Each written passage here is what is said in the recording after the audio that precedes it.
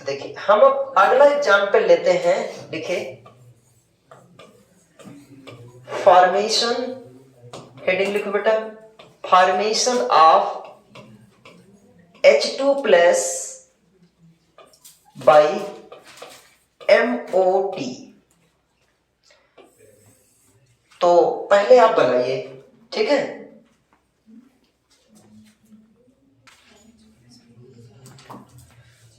तो यहां देखिए दो हाइड्रोजन आपको दिख रहे होंगे, उनमें से एक हाइड्रोजन को हम केवल H लिखेंगे और दूसरा हाइड्रोजन H पर पॉजिटिव है, कोई एक हाइड्रोजन पर पॉजिटिव है। अब हम क्या कर सकते हैं, इसे लिखेंगे 1s1, इसमें एक इलेक्ट्रॉन था। इस हाइड्रोजन का भी एटॉमिक नंबर 1 होता है, तो इसका मतलब इसमें भी एक ही इलेक्ट्रॉन रहा होगा। लेकिन जितना इलेक्ट्रॉन था तो एक इलेक्ट्रॉन इसने लूज भी तो कर रखा है, क्योंकि चार्ज कैसा रखा है, पॉजिटिव। तो यदि पॉजिटिव चार्ज है तो इसने एक इलेक्ट्रॉन लूज कर दिया, तो अब इसके पास कितने बचेंगे, 0। तो आपको लिखना 1s0। अब आप इसका molecular orbital energy level diagram बनाना है, तो बनाइए। एक केस हम लेंगे इस साइड 1s1 और ये, हाँ आप बनाइए।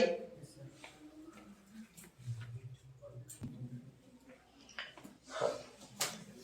और एक केस आप इधर बनाएंगे जो दूसरे एटम का होगा, जिस पर आपने कॉन्फ़िगरेशन किया था 1s0, और ये एटम किस फॉर्म में हो गया था, आयनिक फॉर्म में। तो इसका मतलब ये हो गए H+ आयन, ठीक है। ये आपको पता है इधर वाले एटॉमिक ऑर्बिटल्स होते हैं, इसमें एक भी इलेक्ट्रॉन नहीं है। लेकिन इतना पता है कि ये दोनों ऑर्बिटल आपस में मिलकर के फिर से दो नए प्रकार के ऑर्बिटल्स बनाएंगे, जिनका नाम होगा मॉलिक्यूलर ऑर्बिटल्स। मॉलिक्यूलर ऑर्बिटल में इसे हम क्या कहेंगे, सिग्मा 1s, इसे क्या कहेंगे, सिग्मा स्टार 1s। अब जब हमको मालूम है कि एटॉमिक ऑर्बिटल, ये एटॉमिक ऑर्बिटल अब रह नहीं गए, ये नष्ट हो गए।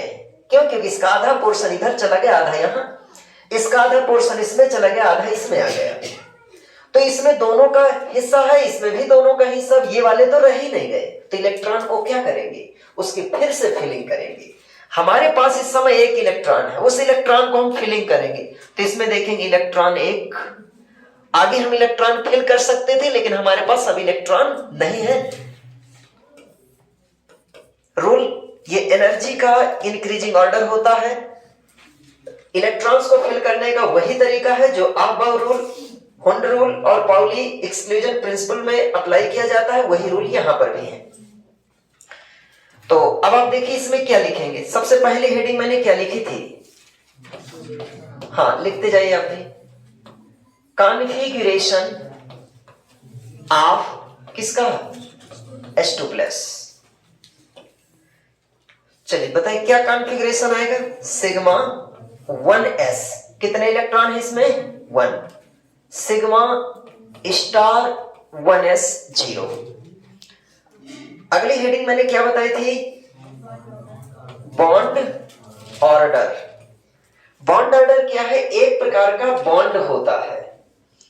अब इसे हम यहां पर क्या लिखेंगे, बोलिए फार्मूला, बॉन्डिंग, शॉर्ट में ऐसे लिख दूं, bonding electron minus anti bonding electron divided by 2। हाँ यदि इनकी हिंदी लिखना चाहते हैं आप लिख लीजिए, मैंने नहीं लिखा, ध्यान नहीं था।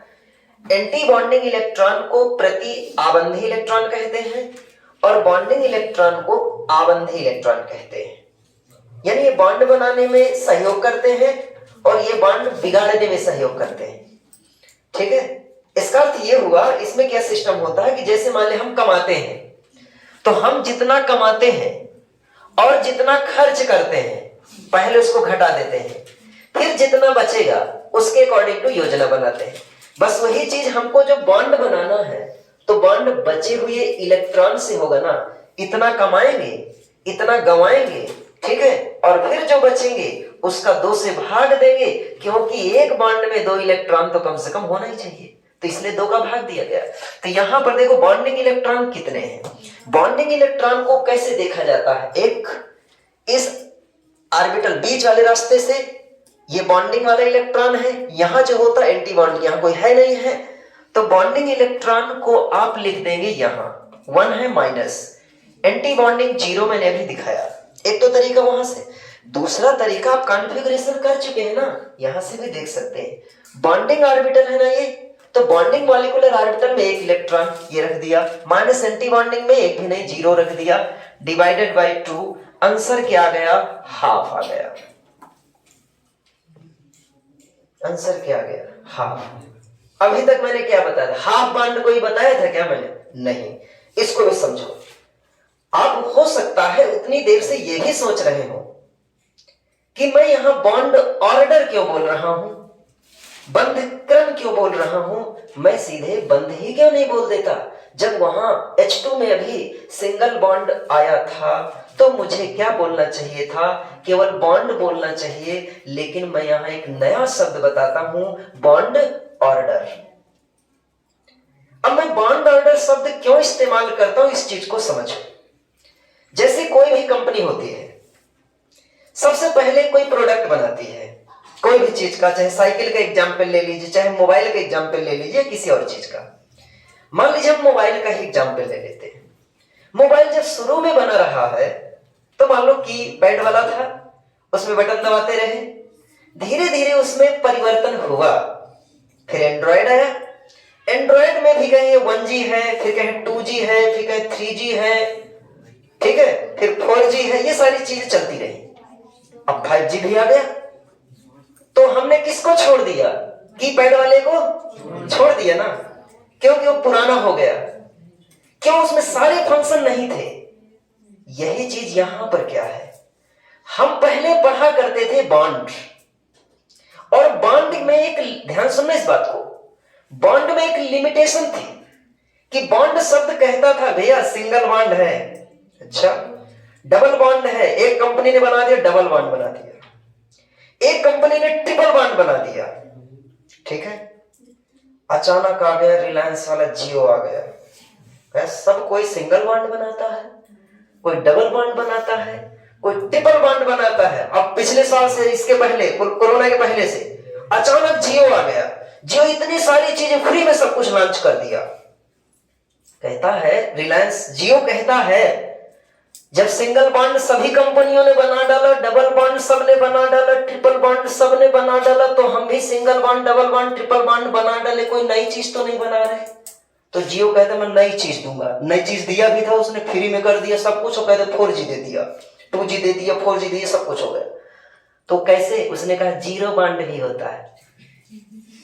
अब नया शब्द आ गया जियो, इसका मतलब पहले था बॉन्ड, अब आ गया बॉन्ड ऑर्डर। पहले हम मोबाइल में कोई चीज पढ़ते थे, ठीक है मोबाइल हो गए, लेकिन आपको कहता था नहीं जो सिस्टम मेरा आ रहा है वो कौन सा होगा, जियो। कंपनी का नाम, पहले कंपनी का नाम रिलायंस, रिलायंस का मोबाइल, रिलायंस की सिम पढ़ा करते थे। तो पहले कंपनी का नाम जिस तरह रिलायंस था उसी तरह कंपनी का नाम पहले बॉन्ड था। अब रिलायंस का नाम उसने जियो बदल दिया, तो कंपनी का नाम यहां पर भी बदल गया, बॉन्ड ऑर्डर। अब बॉन्ड ऑर्डर में सारे फंक्शन होंगे ना, बहुत सारे फंक्शन, 5G का जमाना आ गया, तो बॉन्ड ऑर्डर क्या कहता है, जियो क्या कहता था, ये होगा, ये हो गया, सारी चीजें। तो इधर बॉन्ड ऑर्डर, हमारी केमिस्ट्री में कंपनी क्या कहती है, बॉन्ड ऑर्डर का कहना, देखो भाई आज तक आपने पढ़ा single bond, double bond, triple bond, और मैं ऐसा भी बॉन्ड देने जा रहा हूं जो जीरो बॉन्ड बॉन्ड भी होता है। जीरो बॉन्ड नहीं तो बॉन्ड होते हैं कोई, अरे नहीं होता, इसीलिए तो मैंने इसका नाम बॉन्ड ऑर्डर रखा है, ठीक। एक तो ये हुआ, फिर इसके बाद सबने कहा single bond, double bond, triple bond, जियो ने कहा जीरो होगा, मान लो 2G में चल रहा था, 3G आ गया, फिर 4G आ, कहते हैं जीरो के अलावा भी कुछ बनाया जा सकते थे, हाँ हाँ, फ्रैक्शनल बॉन्ड बनाते, आधा वाला बॉन्ड बना के दिखाते, दुनिया को दिखाते। उसने दूसरा एक और बदल दिया, कहे हाफ बॉन्ड भी होता है, कहे हाफ बॉन्ड तो नहीं सुना था, इसीलिए तो मैं बॉन्ड नहीं बोल रहा, अब मैं उसका नाम बदल के बॉन्ड ऑर्डर बोल रहा हूं, क्योंकि बॉन्ड सिर्फ लिमिटेड था कहां तक, single bond, double bond, triple bond, और जो मैं बॉन्ड ऑर्डर बोल रहा हूं तो उसके अंदर क्या क्या समाहित है। कीवर्ड में, कीपैड में जो भी हम पढ़ते थे, कीपैड में जो भी चीजें होती थी वो तो सारी चीजें आज एंड्रॉइड में सेट है ना, वही चीज बॉन्ड ऑर्डर में पहले वाले सारे बॉन्ड अभी हैं, सिंगल बॉन्ड भी है, डबल बॉन्ड भी है, ट्रिपल बॉन्ड भी है, लेकिन नए बॉन्ड और आ गए जीरो, ठीक, नया बॉन्ड और आ गया हाफ बॉन्ड, लेकिन अब बॉन्ड क्यों, आप विश्वास नहीं करते कि हाफ बॉन्ड होता है क्या? तो इसीलिए जियो कहता मैं रिलायंस का नाम बदल के जियो कर दिया हूं। इसीलिए हमारी कंपनी केमिस्ट्री में कहती है बॉन्ड का नाम बदल के मैंने क्या रख दिया, बॉन्ड ऑर्डर। तो बॉन्ड ऑर्डर की तो भाई अब कोई लिमिटेशन नहीं रही, वो कहता 2.5 बॉन्ड भी हो सकता है, 1.5 भी हो सकता है। अब इसका मतलब समझ लो बॉन्ड ऑर्डर की कोई लिमिटेशन नहीं, जबकि बॉन्ड की क्या थी, लिमिटेशन। ये बात समझ में आ गई? बॉन्ड और बॉन्ड ऑर्डर में क्या डिफरेंस है? इसलिए मैं शब्द कौन सा यूज कर रहा हूं, बॉन्ड ऑर्डर, क्योंकि बॉन्ड कैसा हाफ। अब ये हाफ बॉन्ड कहां से बना है, किस ऑर्बिटल से बना बेटा? इसलिए ये जो बॉन्ड ऑर्डर होगा कौन सा, as sigma bond, half sigma bond इसे कहा जाएगा। हाफ,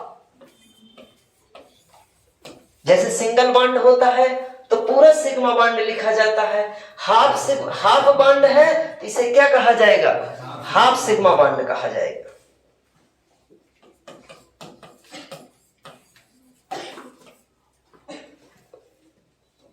ठीक, अब बताइए मैग्नेटिक प्रॉपर्टी।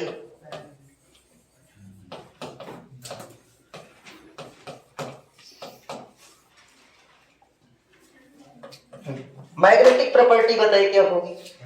तो यदि डबल इलेक्ट्रॉन होते तो डायमैग्नेटिक, एक इलेक्ट्रॉन है अकेले हो गया, इसका कोई जोड़ा नहीं है।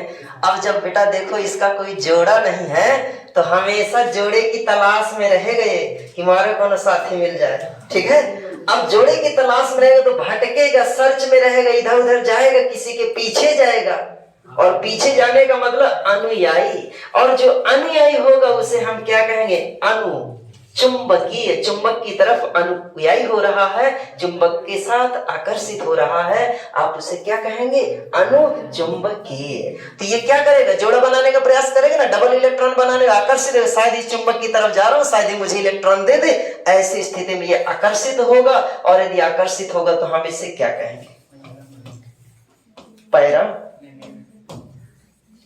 मैग्नेटिक, ठीक है, यानी हिंदी में अनुचुंबकीय।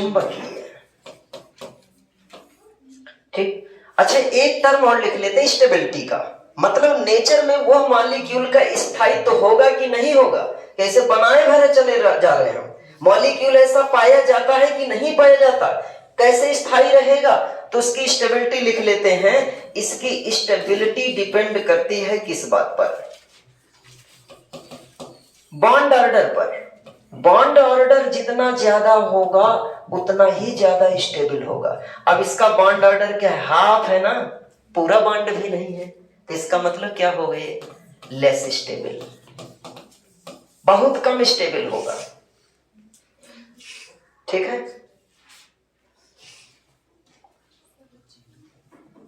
और कोई टर्म रह गया इसमें, बॉन्ड ऑर्डर और पैरामैग्नेटिक। हाँ, आप चाहे तो पहले वाले में भी इसी तरह स्टेबिलिटी लिख सकते हैं। पहले वाले में स्टेबिलिटी कैसे लिखें, कौन सा है, ये यहां पर कहीं लिख लीजिएगा, इसमें स्टेबिलिटी। तो स्टेबिलिटी किस बात पर डिपेंड करती है, बॉन्ड ऑर्डर पर। अब बॉन्ड ऑर्डर कम से कम एक तो है ही, तो इसका मतलब स्टेबल होगा, स्टेबल क्यों, क्योंकि बॉन्ड ऑर्डर एक है, और मॉलिक्यूल एग्जिस्ट होगा, एग्जिस्ट मतलब मॉलिक्यूल पाया जाएगा, ऐसा मॉलिक्यूल, लेकिन स्टेबल कम होगा, मतलब वो होगा, और ये भी पाया जाएगा लेकिन ये कम स्टेबल होगा, ठीक है। अगला एग्जांपल लेते हैं,